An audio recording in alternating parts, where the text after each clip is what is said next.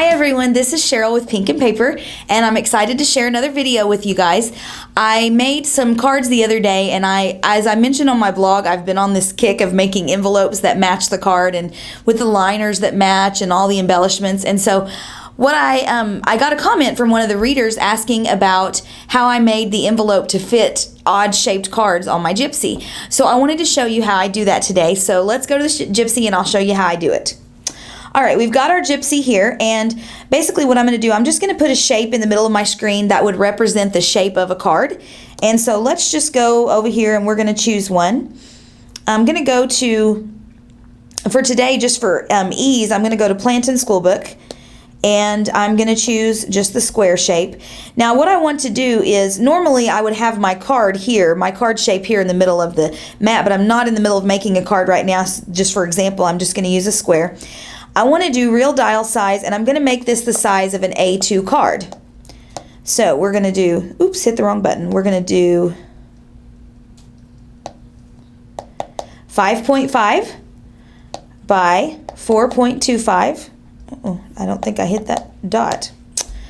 All right, so now we have our, this is the size of an A2 card. It's 4 1/4 by 5 1/2. And what I want to do is I want to make an envelope to fit this. So what I like to do is I like to leave my card base on one layer, and I like to add a layer.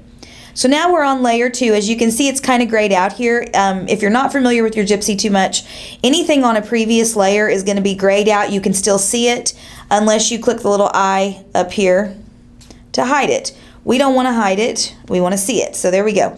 Now I'm going to go to another cartridge and I'm going to choose an envelope. I'm going to go to Just Because Cards. There are quite a few envelopes to choose on that one. And I really like the scalloped edge of this, so I'm going to choose this envelope right here. And I'm going to put it on our mat. Now what I start out doing is I just center it in the center of my card, and I hit my up size button over here, and I just basically start sizing it up.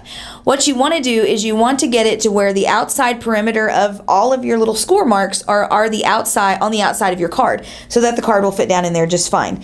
And it takes a little tweaking, so we're just going to make it bigger and then we'll tweak it down as we need to.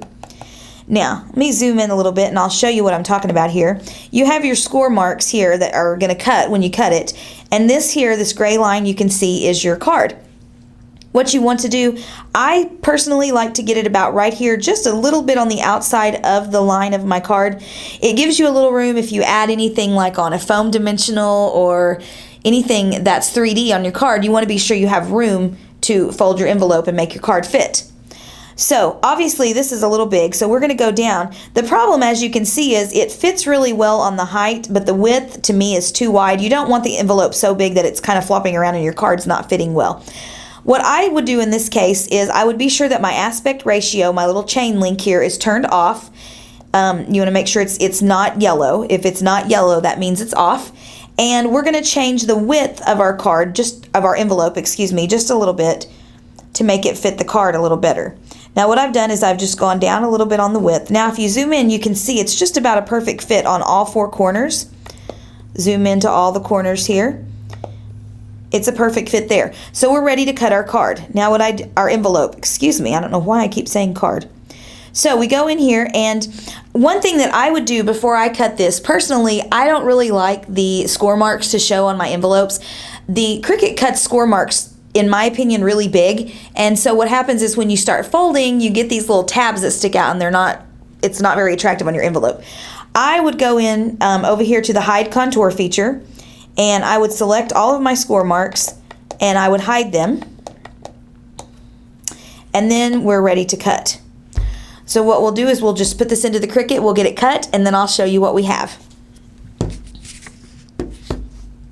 Now we have an envelope here that I've done with my score marks. As you can see, when I folded it, I got these little tabs that are not very attractive on both ends of the envelope.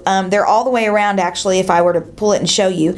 It looks okay, but it's not ideal. Now this here is the envelope that I just made, and as you can tell, there's no little tabs sticking out. There are no tabs.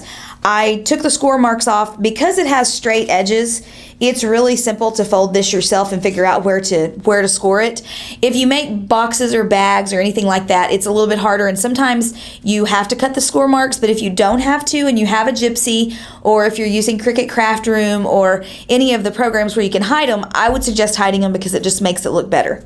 So as you can see, this is the size card that we had on our screen. It's an A2 card. Fits just right down in our envelope. Perfect fit. You can do that with a circle card, with a scallop card, a flower card, any shape you want, and you get a great fit every time. Thanks for watching and have a good day.